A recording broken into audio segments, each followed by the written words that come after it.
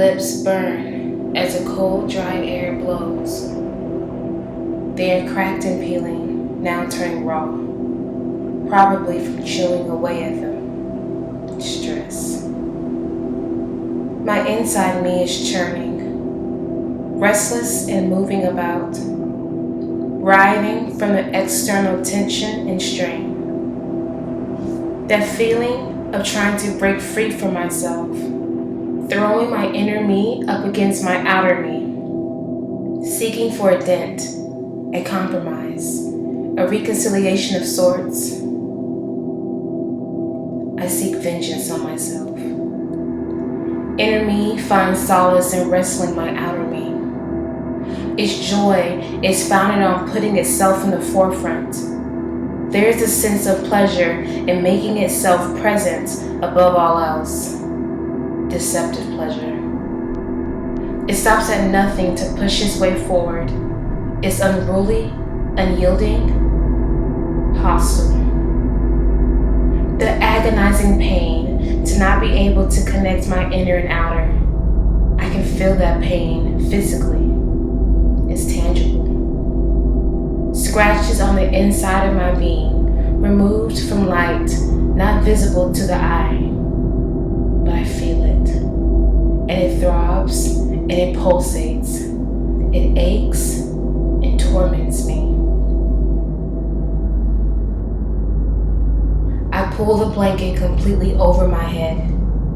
Oh, for the air under this blanket to run thin, for my lungs to slowly give way, eventually collapsing, closing shut, for the rise and fall of my chest to be non-existent. Oh, to just lie still, motionless, silent.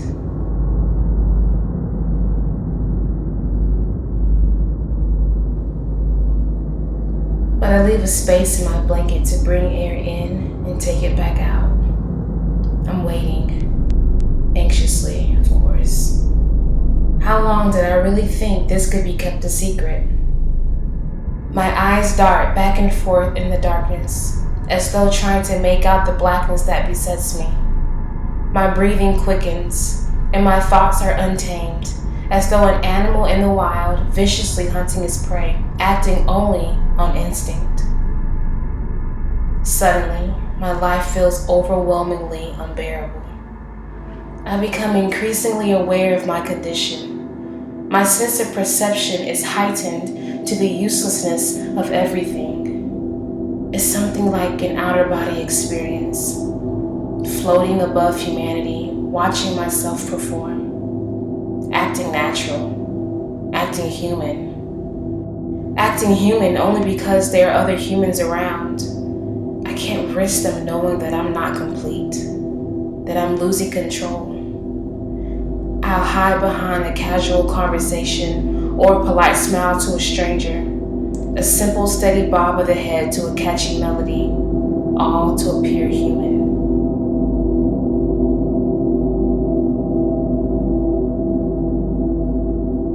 The intense quiet is interrupted by an uproar of chaos. My flimsy blanket could protect me no longer. The secret's out. They know. I feel hollow, empty, sort of. Like a void, functionless body. The only way I know I'm alive is by the expelling of air from my nose and mouth, by the pitiless pokes and jabs from the mob that has enclosed around me. I don't try to stop them. I let them carry me away. I deserve it after all. I did a bad thing, something worthy of their awful punishment and mistreatment. I'm guided along by merciless tugs on my elbows, feet dragging behind me, kicking up dust and dirt. They shout and they scream, mocking me the whole way. It's futile to fight back. There's too many of them. I put myself under their authority. Hurled across the cold concrete floor, I retreat inward, hugging my knees as I press them tightly into my chest. I am all I have. What is left of me in this moment is all I have. The jeering and the taunts echo throughout the decaying walls of the corridors. It sends me into a frenzy, a state of uncontrolled fury. How I wish to extract these people from around me, to rid them of their existence. The rage within me builds and grows. Misdirected malice pours out of every inch of my body. The walls patched with my blood as my knuckles join in on this frenetic episode, releasing their anger on whatever is closest to them. Slurs of aggression spew out of my mouth, targeted at the ones around me. Ready, aim, fire. My feet pick up speed as I rush to attack them. One me, thousands of them. I cannot defend myself. I cannot defeat them. I am transforming instead, turning into one of them, acting irrationally and unreasonably. Their unceasing efforts to tear me down are prevailing. I am in their grips. I am theirs. Stop. A voice in the distance shouts. Someone in the form of light quickly comes in the distance. This voice and light are entangled within one another, unable to be separated. Weariness keeps me from looking to identify this voice, so I lay still in my prison, waiting.